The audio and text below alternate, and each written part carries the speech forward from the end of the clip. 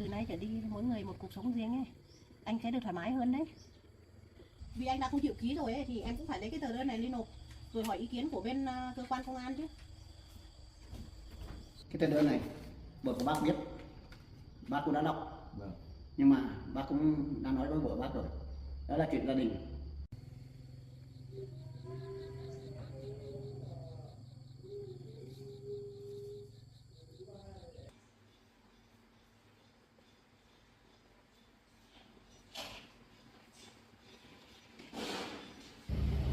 Bây giờ mình cũng đã quyết định rồi, tối qua cũng nói với mẹ, với lại em cậu em mợ nữa, lần này mình sẽ quyết định ly hôn luôn.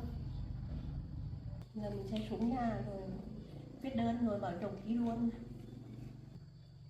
Giờ cũng phải tranh thủ đi sớm một tí, giờ này anh ấy đang ở nhà thôi.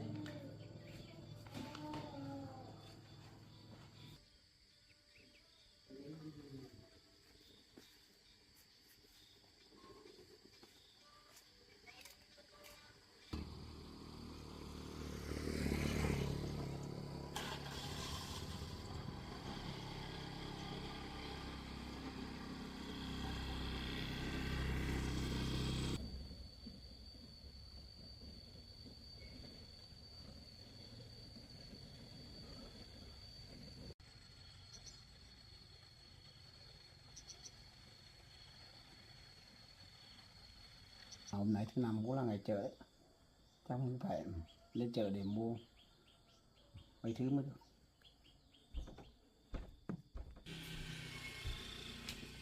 Thôi, rồi mình đến rồi, thôi mình không đi nữa.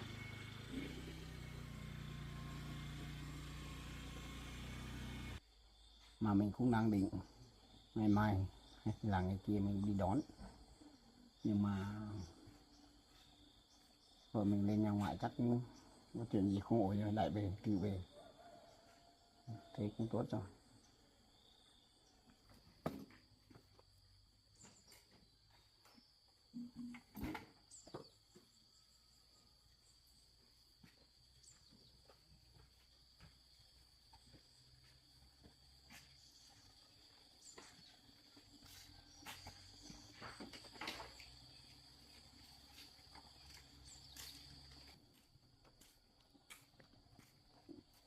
Mà em bây giờ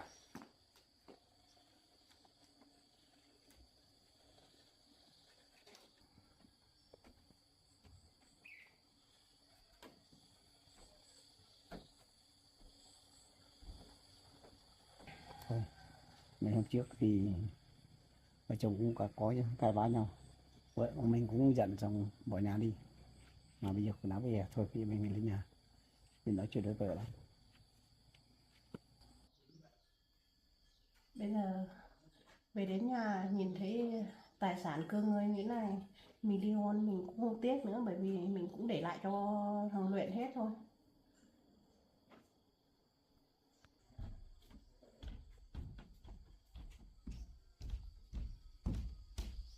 Em ơi, đang làm gì vậy?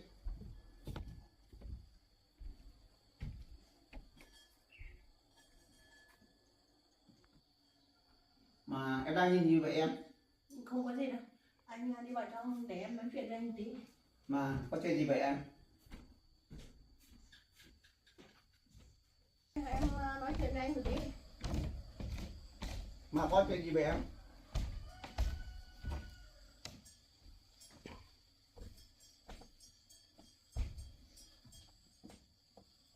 Anh à, em cũng đã suy nghĩ chín chắn rồi, cũng đi đến quyết định rồi. Quyết định em có ở với nhà ngoại thì là quyết định đúng đấy em ạ. Mà em quyết định về ở với anh thế là tốt rồi. Anh cũng đang định ngày mai ngày kia anh sẽ lên đón em ở nhà ngoại về. Mục đích hôm nay em đến không phải là về sống cùng anh đâu, anh đừng có mà mừng vội. Sao em nói gì kỳ lạ vậy? Tối qua em cũng nói với mẹ, với lại em cậu em mợ nữa, em cũng gọi điện cho con rồi. Em sẽ quyết định ly hôn với anh. Mà chuyện về vợ chồng mình đấy, sao em lại gọi điện cho con? Thế mà thằng Luyện con trai nói thế nào? Con mình cũng theo quyết định của em thôi anh ạ. Mà con cũng bảo là đừng lo cho con nữa. Nên là nhiều khi mẹ với con nói bố cũng không nghe đấy. Nên là giờ mẹ cứ làm theo ý muốn của mẹ thôi. Thôi em ạ, em hãy nghĩ lại đi. Chuyện anh làm sai, em không có thể tha thứ cho anh được à? Em không có thể cho anh một cơ hội để anh chuộc lại lỗi lầm của mình được à? Lần này em cũng không tha thứ cho anh được nữa. Cũng đã nhiều lần em tha thứ rồi. Em này, trong cái việc em làm lên ly hôn ấy, nếu anh tôn trọng quyết định của em thì ly hôn nhau, thì bây giờ cơ ngơi nhà cửa như thế này thì em tính làm sao? Em cũng suy nghĩ rồi anh ạ. Nhà cửa rồi em cũng sẽ để cho anh và con hết. Em cũng không lấy gì đâu. Em chỉ ra đi hai bàn tay trắng thôi. Thôi em ạ, cơ ngơi nhà cửa này cũng là một phần của bàn tay em. Ngày trước vợ chồng mình hộ nhau vun vén thì một có cơ ngơi này. Thôi bây giờ em mà bỏ đi thì anh nghĩ cũng rất thương em. Em hãy suy nghĩ lại đi, hãy ở lại với anh để cùng nhau tận hưởng những cơ ngơi này đi em. Vâng, em cũng đã đi đến quyết định rồi anh ạ. Sao em hiểu cho anh nông cạn thế? Vì sự sai lầm của anh đã xin lỗi em rồi mà. Thế mà em mới một lòng không tha thứ cho anh được. Như thế là sao em? Thôi anh ạ, em cũng quyết định rồi. Từ giờ ấy, cuộc sống người ai nấy ở thôi. Chứ không ai làm phiền ai nữa. Em ạ, anh đã biết mình sai rồi. Anh đã cầu mong cho em được tha thứ cho anh. Mà em muốn cứ khăng khăng. Thế em không nghĩ lại được sao? Thôi em cũng đã nói nhiều rồi đấy. Bây giờ em sẽ viết đơn.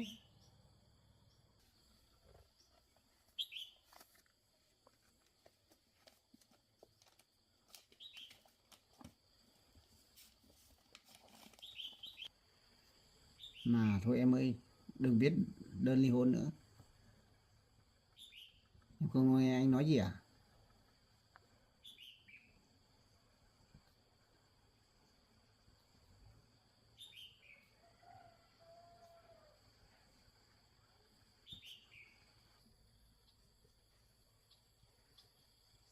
À thôi em ơi, em đừng viết nữa. Thôi anh chia ra, em quyết định rồi. Mà em viết đơn ly hôn thật à? Thôi em ơi, em đừng viết nữa. Có được không? Mà em có thể cho anh xin lại tờ giấy này được không? Em đừng viết nữa.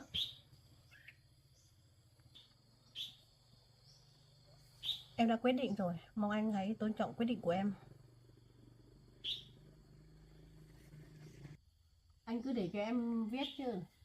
Mình cũng không nên vòng vo nói chuyện làm gì nhiều đâu. Trong cuộc sống này em cũng cảm thấy mệt mỏi lắm rồi. Bây giờ em làm như vậy anh cũng khó cách xử lý lắm. Mọi chuyện anh đã nói hết với em. Thế mà em cũng có thể tha thứ cho anh được một lần nào nữa à? Thôi anh ạ, từ nay trở đi mỗi người một cuộc sống riêng ấy. Anh sẽ được thoải mái hơn đấy. Mà em nói vậy sao được hả em? Cuộc sống thì nói chung vợ chồng đôi lúc cũng có sự cãi vã nhau. Nhưng mà bây giờ sự quyết định của em như vậy sao được hả em? Anh nghĩ trong cuộc sống này nếu anh sống thiếu em thì sao anh có thể có cuộc sống được vui vẻ và hạnh phúc được hả em? Sao anh nghĩ được cuộc sống hạnh phúc, sao anh lại tự đánh mất hạnh phúc của gia đình mình thế? Thôi em ạ, mình còn vì con cái, trong đó cơ ngơi cơ nghiệp của gia đình mình có nhà có cửa thì anh cũng không muốn chia tay với em đâu.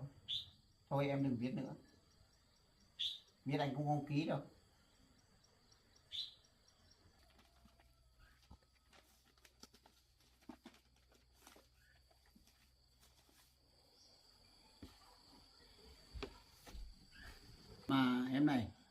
Em không có thể nghe anh nói một lần nữa được à? Thôi em không đừng viết nữa. Từ giờ em không có gì để mà nghe anh nữa đâu.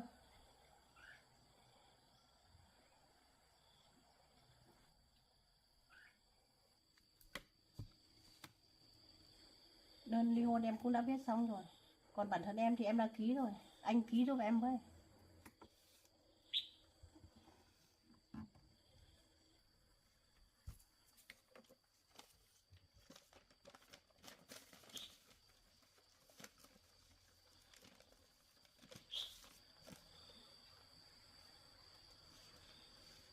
Mà trong đơn này em cũng ghi là đơn ly hôn thôi. Thế mọi thứ em không lấy những gì là tài sản chung của vợ chồng mình à? Lúc này em cũng đã nói với anh rồi. Kể cả trong đơn em viết cũng thế thôi. Em chỉ ra đi 2 bàn tay trắng thôi anh ạ. Tờ đơn này anh không bao giờ anh ký đâu. Em hãy cất đi. Anh không ký thì em cũng chẳng vứt đi đâu. Em sẽ có cách giải quyết đấy. Thế anh không ký cho em được sao? Sao anh không tôn trọng ý kiến của em vậy?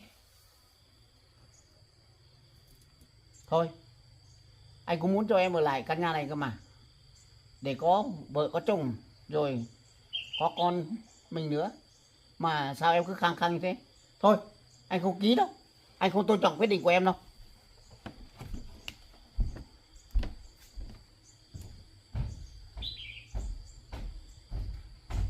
Bây giờ chồng mình đã không chịu ký rồi thì chắc cũng phải cầm cái tờ đơn này lên công an xem, hỏi cháu Mạnh xem giải quyết thế nào thì giúp đỡ mình với thôi.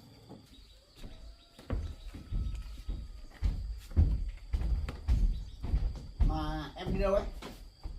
Em đi đâu là việc của em đấy. Đơn này anh không chịu ký rồi thì em cũng sẽ lên trình báo cơ quan công an. Mà một cái việc này em cũng phải lên trình báo với con công an. Em hãy quay lại đi. Vì anh đã không chịu ký rồi ấy, thì em cũng phải lấy cái tờ đơn này đi nộp rồi hỏi ý kiến của bên cơ quan công an chứ.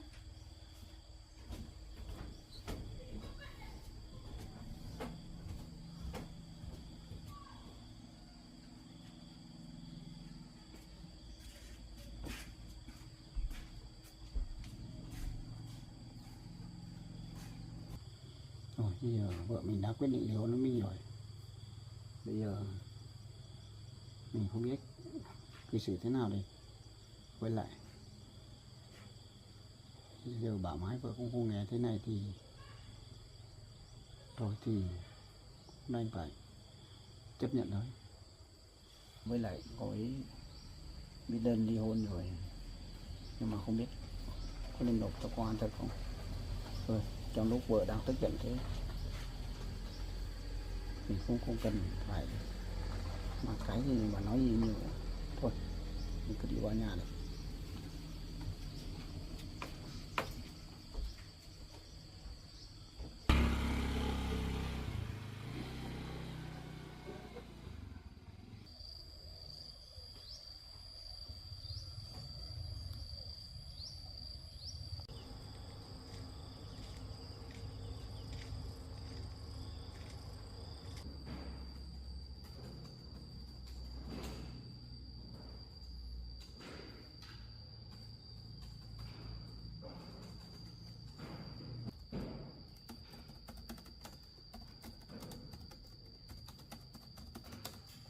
Không biết gia đình nhà Luyện xử lý như nào rồi, không biết có yên ổn hay không. Thôi thì một lúc nữa mình xuống để hỏi thăm bác gái xem như nào, chứ bây giờ mình thấy người mình thương hại và đồng cảm nhất là bác gái.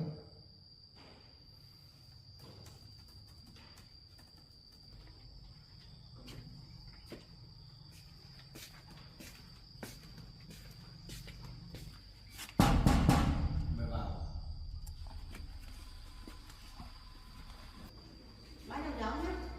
À bác ạ, tôi chào các bác ạ. Bác ngồi đấy.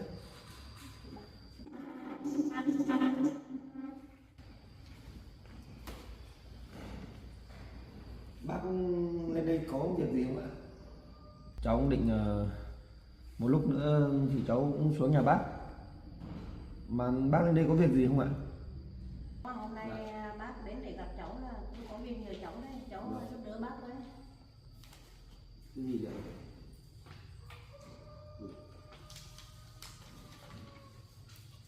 Cái này bác suy nghĩ kỹ chưa đấy? Bác suy nghĩ chín chắn rồi cháu ạ. Đấy là quyết định của bác đấy.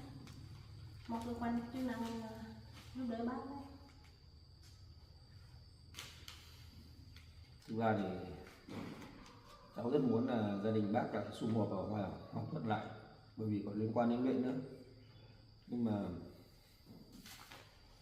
bác suy nghĩ thật sự là kỹ rồi đúng không? Vâng, bác cũng đấy là đến đấy để nhờ các cháu giải quyết giúp bác với. Cháu thì không thể giải quyết đơn phương được, bây giờ phải có cả bác trai nữa lên đây thì cháu mới giải quyết được bác ạ. Mà chắc phải gọi bác trai lên đây thôi, bởi vì ly hôn mà đơn phương ấy thì bác phải ra tòa án. Còn ở đây cháu thì cũng chỉ có hai người ở đây thì cháu cũng có thể đi xác nhận được, xong mà công an thì bác vẫn phải lên tòa án, nhưng mà công an thì ký là cũng được thôi, mà lên tòa án thì người ta sẽ giải quyết, thì người ta sẽ chia cả phân chia tài sản đấy. Vâng, bác cũng đã nói với bác trai rồi, còn về tài sản thì bác cũng không lấy một điều cái gì đâu cháu ạ. Bác chỉ ra đi hai bàn tay trắng thôi. Đấy là do gia đình tranh chấp thôi, nếu mà còn bác mà không muốn lấy gì thì cái đấy nó lại dễ quá bác ạ. Nó đơn giản mà cũng không có gì đâu. Vì bác cũng thương đồng Luyện đấy. Vâng. Nên là đồ đạc của cải trong nhà thì bác cũng không lấy một thứ gì đâu cháu ạ. Vâng. Thì lấy mỗi cái xe máy đúng tên đúng chủ của bác để bác đi lại thôi. Vâng. Cái chuyện này cháu có thể giúp bác được không? Bác ạ, để cháu gọi bác trai lên đấy, vì cái này cần ý kiến của cả hai vợ chồng. Thế giúp bác đấy. Vâng.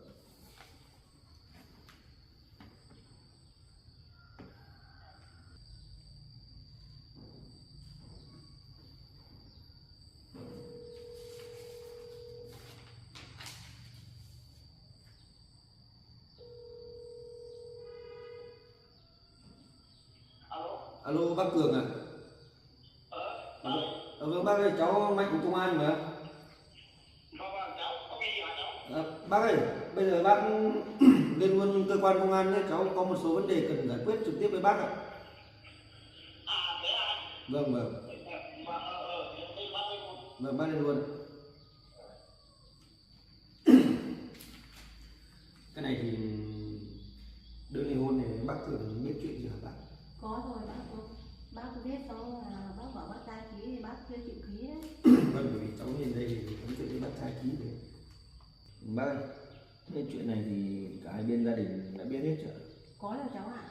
Bên ngoại, bên mẹ, em cậu em mợ thì hôm qua bác cũng không nói rồi, còn Luyện thì cũng gọi điện đi bảo con, nên là ai cũng tôn trọng ý kiến của bác thôi, quyết định của bác thôi. Vâng.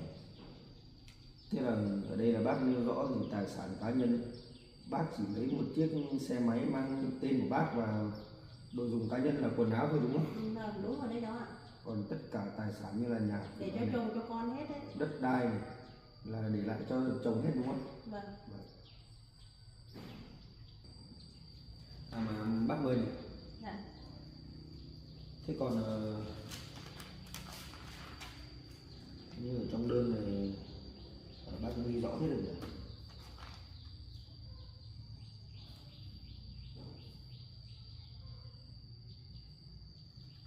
Ở đây thì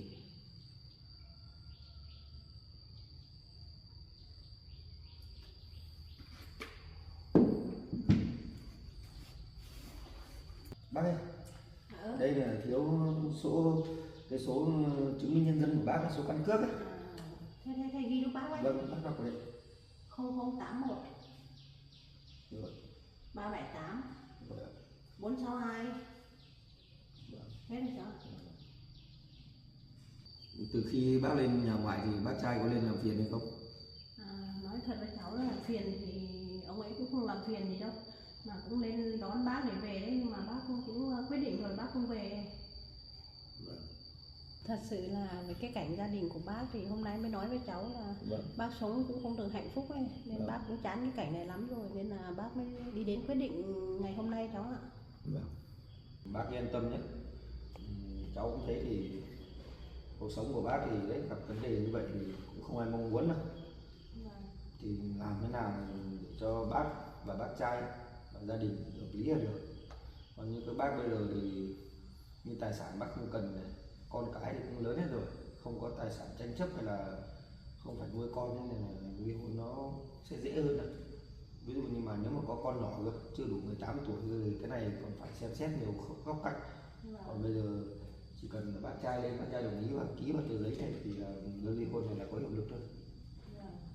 Lúc nãy bác viết đơn xong ấy cũng bảo bác trai ký giúp bác với. Vâng. Thế ông quyết định là ý ông vẫn còn muốn níu kéo ấy, nên là ông không chịu ký, nên là nếu mà tí bác trai đến đây cháu thuyết phục xem thế nào để bác trai ký giúp bác với nhá. Cái này thì cháu nói thật là cái này phải được sự đồng tình của cả hai người bác ạ, nên là cháu cũng không thể ép buộc hay là gì cả, nhưng mà thì cháu sẽ nói đỡ lời của bác một chút thôi, chứ cháu cái này cháu không dám ép buộc là phải ký hay không ký đâu. Vâng. Bác trai đến thì sao bác ạ? Cháu thấy có tiếng xe rồi.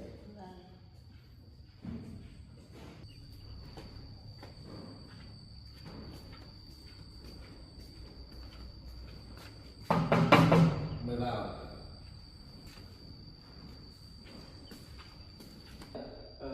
Để đó nhé. Đây,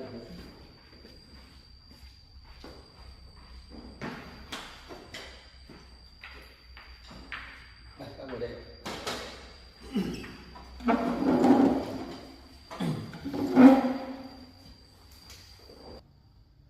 Chào bác. Bác ơi, hôm nay cháu gọi bác lên là để bác gái ấy, bác Bơi ấy, có đưa cháu là cái tờ đơn ly hôn này. Đấy thì gọi bác lên để bác xem là bây giờ phương hướng giải quyết của bác là như nào. Bởi vì bác Bơi thì bác đã chủ động viết đơn và ký vào đây rồi. Thế còn bác thì bác chưa ký, là bác xem là bác còn vướng mắc ở đâu hay là như nào, thì bây giờ có cả cháu ở đây và bác Mời ở đây thì bác nói rõ ràng ra. Cái tờ đơn này vợ của bác biết, bác cũng đã đọc. Vâng. Nhưng mà bác cũng đã nói với vợ bác rồi, đó là chuyện gia đình. Dù gì bác với vợ bác cũng đã xây dựng gia đình, có cơ ngơi, có con cái, mà bây giờ cuộc sống gia đình nói chung lỗi thì một phần cũng tại bác đã nhận ra lỗi của mình, bác xin bác gái tha thứ, nhưng mà bác không tha thứ, muốn quyết định vì giấy ly hôn, nhưng thực lòng nói với cháu bác không ký đâu. Bác trai, bây giờ là cái đơn ly hôn này bác không ký cũng được thôi, nhưng mà bác gái đã quyết tâm như vậy rồi thì cháu nghĩ là bác nên suy nghĩ lại. Nếu mà bác không ký thì bác gái sẽ lên chỗ tòa án để thực hiện cái quy trình là ly hôn đơn phương. Cái lúc đó thì tài sản sẽ chia đều cho cả hai bác. Cái tài sản mà sau hôn nhân đấy, từ nhà cửa này, từ vườn này, từ những chiếc xe máy một thì sẽ chia đôi. Ở đây thì bác gái bác có ghi rõ trong tờ giấy này là nếu mà hôm nay bác ký thì bác gái không lấy gì cả, một chiếc xe máy mang tên của bác và vài bộ quần áo và đồ dùng cá nhân. Đấy, bác suy nghĩ lại xem. Nhưng bây giờ cháu nghĩ là để mà lên tòa án thì bác sẽ thiệt thòi nhiều ấy. Mà cháu ạ, Dạ. trong nội dung lá đơn của vợ bác viết thì bác cũng đã viết hết rồi, nội dung ghi rõ. Nhưng tài sản cố định của gia đình thì vẫn còn nguyên đấy, nhưng mà bà gái cứ khăng khăng đòi ly hôn. Với lương tâm bác không phải là người bị ly hôn, cho nên bác không ký đâu, tờ giấy ly hôn này bác không ký đâu. Bác Cường ạ, như này nhá, cái lỗi chính là do bác mà, đúng không? Từ đầu bác con gái cũng có bằng chứng là bác đi chơi này nọ và cũng nhắc nhở bác rất nhiều lần là bác không thực hiện được.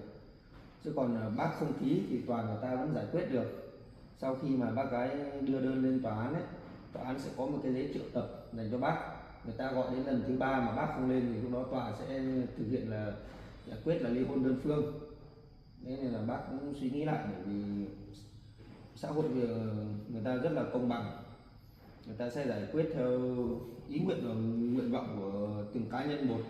Như đây là ví dụ như mà bác gái mà đòi ly hôn, mà bác gái đòi là lấy tài sản cái này cái nọ, nhưng mà bác không đồng ý cơ, hay là nó vướng bận phải con nhỏ chưa đến tuổi vị thành niên, chưa đủ 18 tuổi ấy, thì lúc đấy thì rất là khó. Nhưng mà bây giờ thì hai bác thì cũng lớn rồi, con cái thì cũng lớn rồi, bác gái lại không có lấy cái gì cả, không liên quan đến tranh chấp đất đai và tài sản, thì cái này toàn giải quyết rất là dễ. Thì đấy bác gái cũng lên, thì bác gái cũng nói là bây giờ thì cũng động viên bác xem thế nào để cho là giúp cho bác gái được ly hôn, để bác gái nói thật là bác gái cũng hết tin tưởng và cũng không còn tình cảm với bác nhiều mấy, nên bác xem suy nghĩ như nào. Cái này thì cháu chỉ có một vài lời khuyên và nhắc nhở như vậy, chứ không có mang tính chất là ép buộc hay là bắt bác phải ký vào cái đơn này, bác Cường nhé. Mà thôi em ạ, em hãy nghĩ lại đi,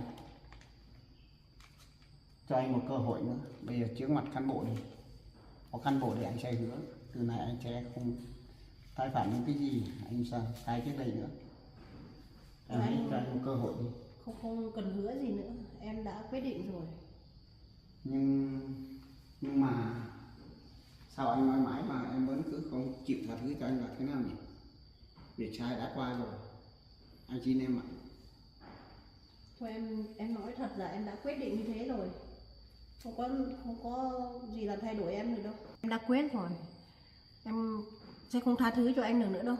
Cũng đã nhiều lần, nhiều năm lắm rồi em tha thứ cho anh rồi, nhưng mà lần này em quyết định rồi đấy.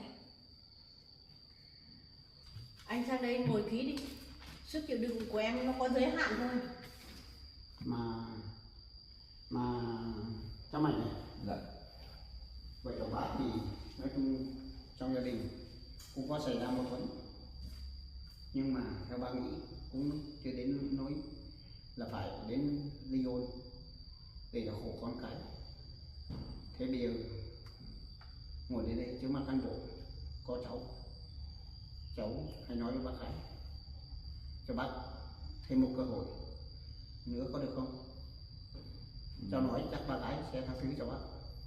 Thực sự là trước khi bác lên đây thì cháu đã khuyên ngăn bác gái rồi. Còn nhờ có mặt bác ở đây thì cháu muốn hỏi là một lần nữa là bác gái vẫn nhất định là ly hôn đúng không ạ? Vâng, đúng rồi đấy cháu. Bác trai ạ, như này, bác gái ly hôn là không phải là có người khác hay là có nhân tình nào mới cả. Ly hôn bác để lấy người khác đâu. Chẳng qua là bác gái bác cũng nói là tâm tư nguyện vọng của bác là muốn là được thảnh thơi thôi. Bởi vì con người ở với nhau mà không hợp nhau, mà không thích nhau nữa thì nó cũng rất là vô vị bác ạ. Mà sao thế hả em? Cuộc sống vợ chồng anh có gì có đáng với em nhiều đâu, chỉ có đôi lần anh sơ suất, anh có lỗi thì anh đã xin em tha thứ rồi mà em vẫn không tha thứ cho anh được. Mà sao giấy này anh không ký đâu, đơn này anh không ký đâu. Vậy này, Dạ. thế bác hỏi thật nhá, bác trai nói thế thì cái tờ đơn này bác nộp lên này cháu có giải quyết cho bác được không? Bác Còn ạ. nếu mà không được thì bác mới nộp lên cấp trên. Cháu giải quyết được thôi, nhưng mà cháu muốn là được sự đồng tình của cả bác Cường nữa. Mình ly hôn trong sự vui vẻ thôi, thông cảm và chia sẻ cho nhau, chứ không phải là ký vào tờ giấy này xong là người bực người nghĩ này nghĩ nọ. Thì cháu không muốn như vậy. Cháu với gia đình bác thì cũng là chỗ quen biết. Thôi chuyện này anh không muốn nói nữa, anh không bao giờ anh ký. Luyện á, mẹ cũng giải quyết công việc cũng sắp xong rồi. Có gì gọi lại nhá. Anh cũng biết đấy, con cũng đồng ý với ý kiến của em thôi. Thì anh ký vào đây giúp em đi, để giải thoát cho nhau đi. Thì từ giờ không ai làm phiền nhau nữa. Không bao giờ anh ký.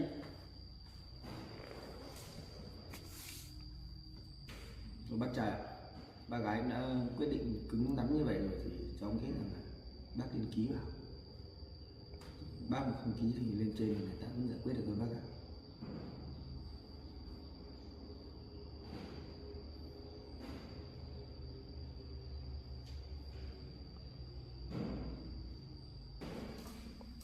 Mà anh hỏi cho em, trong tờ đơn ly hôn này em biết em đang nghĩ ký chưa? Em đã suy nghĩ đủ rồi anh ạ. Mà với cả con nữa. Con cũng đồng ý ở đây, nó cũng vừa gọi điện về bảo là mẹ giải quyết xong chưa đấy. Mà mẹ và con, hai mẹ con em cùng đồng ý ly hôn. Vâng. Thôi thì anh chấp nhận ý kiến của em, nhưng trước khi anh ký đơn anh nói với em số tài sản anh không chia cho em bất cứ một thứ gì hết, kể cả nhà cửa. Em đã nói là em không lấy một thứ gì, chỉ lấy mỗi cái xe máy với lại mấy bộ quần áo của em thôi. Xe máy thì mang tên chính chủ của em thì em lấy thôi. Thôi anh sẽ tôn trọng ý kiến của em, anh ký.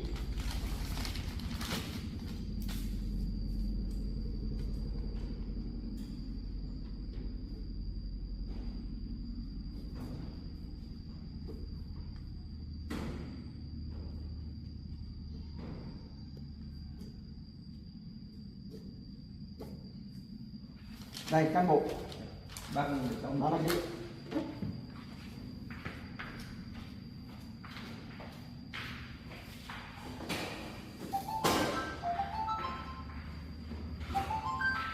Con hả? Cũng xong bây giờ rồi con ạ, mẹ về bây giờ đấy.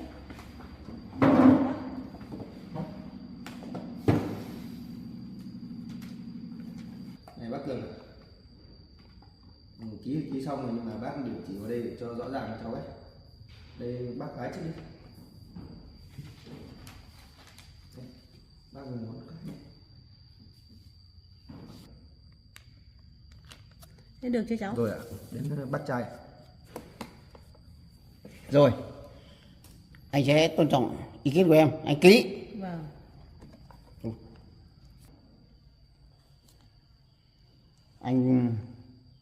Anh sẽ ký.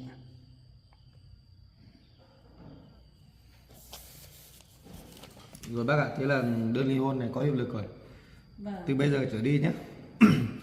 Bác trai với bác gái đã ký vào đơn này thì hai người không còn là vợ chồng nữa trên danh nghĩa pháp luật, và cả hai bác coi nhau có thể là bạn bè hay như nào thì đấy là do vấn đề của hai bác, chứ còn từ bây giờ trở đi hai người cũng không có quyền nào là can thiệp vào cuộc sống riêng tư hay là làm phiền đến nhau. Tất cả mọi hành vi đấy đều là phạm pháp, bởi vì mình không còn là vợ chồng nữa nhé. Bác Mươi, bác Cường nhé. Bác biết rồi ạ. Vâng. Và cũng không còn quyền gì là, ví dụ như là bác Mươi cũng sau này cũng không được gọi là suy nghĩ lại và đòi chia tài sản cho bác Cường, bởi vì đây bác đã ghi rõ, bác đã ký tên rồi nhé.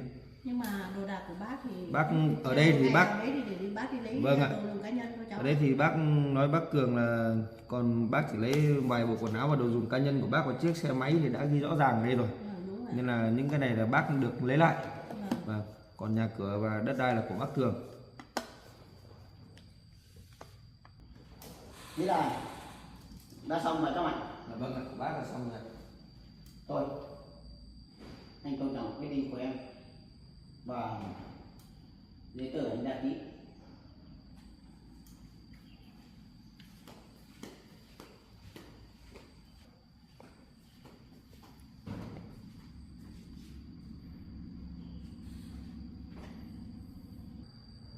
Thì cũng như cháu nói từ đầu ấy, cháu cũng không ép buộc hay là bắt ai phải ký vào tờ giấy này cả bác ạ. Nên là cháu chỉ có giải quyết theo đúng trách nhiệm và nghĩa vụ thôi. Hai bác đồng tình thì là cháu giải quyết thế thôi bác ạ.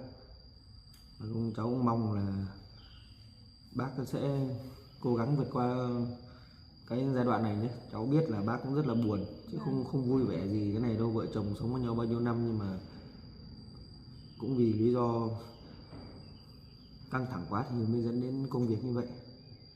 Vâng. Mà thôi, đằng nào trong cuộc sống vợ chồng, lúc này vợ chồng vợ đã làm đơn với mình cũng đã ly hôn nhau xong rồi. Thôi mình là thằng đàn ông thì mình sẽ đi tìm cuộc sống mới.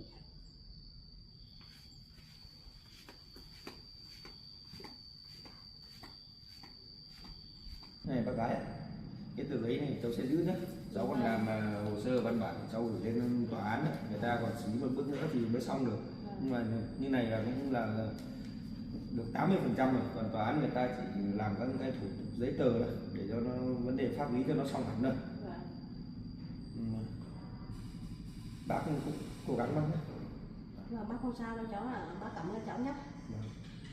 Cháu cũng biết rồi đấy. Dạ. Tính của bác trai mồm thì cứ hứa vậy thôi, không có gì thay đổi được đâu, nên là bác mới quyết định ly hôn để mà cho nó dứt điểm đấy. Vâng, cháu cũng thấy bác trai ngày trước khi cặp với cô gái kia thì cũng hứa trước mặt cháu và cả bác nó không thực hiện, nhưng mà sau vẫn gọi điện và đi gặp thì cháu biết là bác trai chắc không thay đổi được. Thế này là xong chưa cháu? Dạ xong rồi bác ạ. Thế bác về nhá. Vâng ạ, bác về. Bác cảm ơn cháu nhá. Vâng.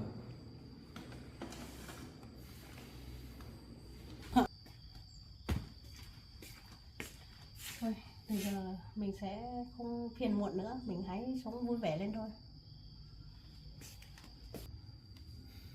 Hai bác quyết định ly hôn như thế thì mình cũng rất là buồn cho Luyện, nhưng mà mình cũng phải tôn trọng ý kiến của bác gái và bác trai cũng đã đồng tình rồi thì mình cũng giải quyết theo đúng pháp luật rồi.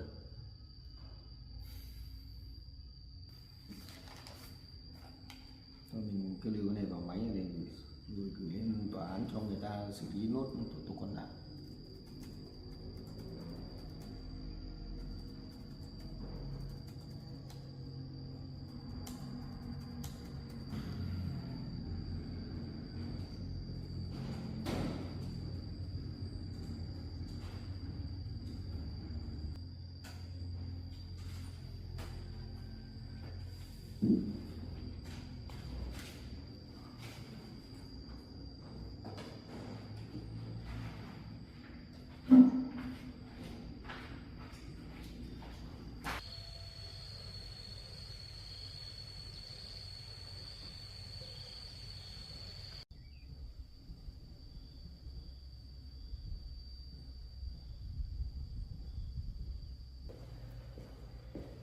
Được tí nhá.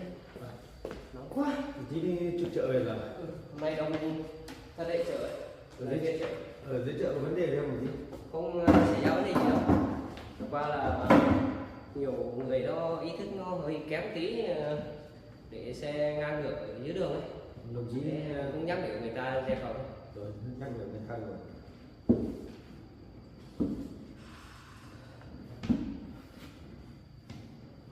Giấy gì vậy đồng chí? Giấy hôm nọ hai công văn ấy người ta gửi tôi ấy, ở bên tỉnh ấy tôi đang làm đây. Thu về cái vấn đề về báo cáo công tác 6 tháng đầu năm ấy. Ừ. Mà nay trên cơ quan không có việc gì chứ? Có đấy. Bố mẹ của Luyện thì cũng lên để làm đơn ly hôn chị ạ. Ồ, thế à? Thì tôi cũng ý kiến của hai bác thì đầu tiên thì bác trai đồng ý, nhưng về sau thì bác gái cũng cương quyết thì là bác trai cũng đồng ý rồi. Thế trong chuyện này cả gia đình, cả hai bên biết hết rồi không? Tôi cũng hỏi thì bác gái nói là cả hai bên đều biết hết rồi. Nhưng mà cũng như thế buồn cho Lệ thôi nhỉ?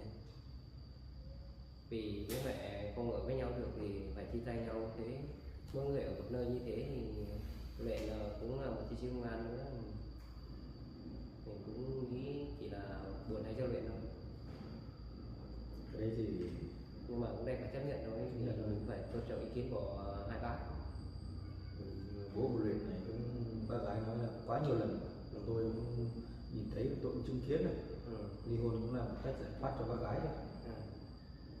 Tôi sẽ đi bật quạt lên đó, nóng quá. Giữ qua đi. Alo. Tôi cũng vừa giải quyết xong đồng chí Luyện ạ.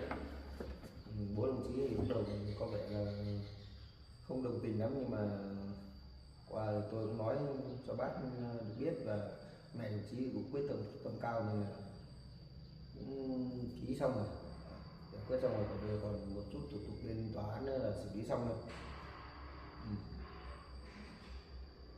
Bao giờ đồng chí về thì mình nói chuyện tiếp nhé. Rồi, chào chị. Chị về khỏi không?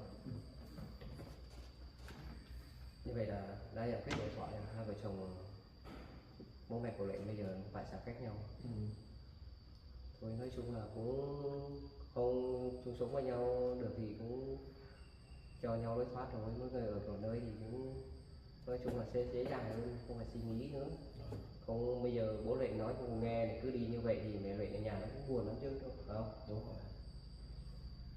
Tôi không biết làm thế nào. Tôi thực tình là tôi không có giải quyết những cái sự việc như này. Chẳng qua là mình không giải quyết thì người ta cũng đến, người ta đã quyết tâm cao, người ta ký rồi thì mình cứ làm cái trách nhiệm thôi. Có trách nhiệm của mình vẫn phải làm chứ, mình không tôn trọng ý kiến của người ta sao được. Chứ chẳng ai muốn giải quyết cho vợ chồng người ta ly hôn hay là chia rẽ đồng chí. Đúng rồi. Nhưng mà trong sự việc này người ta đã nhất quyết như thế, cho dù nếu mà hợp lý thì mình không giải quyết thì người ta cũng sẽ trách móc mình nếu mà lúc người ta đưa giấy lên nộp mà lên bên trên cấp trên ấy. Đấy, nó lại khó cho mình đúng không, nên là mình cứ phải giải quyết thôi.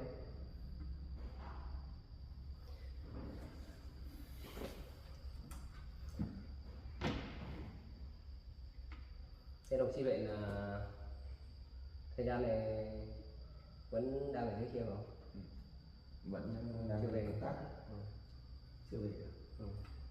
Chưa, đồng chí học còn lâu, học lớp đại học này còn lâu. Ừ. Thôi giờ cũng muộn rồi.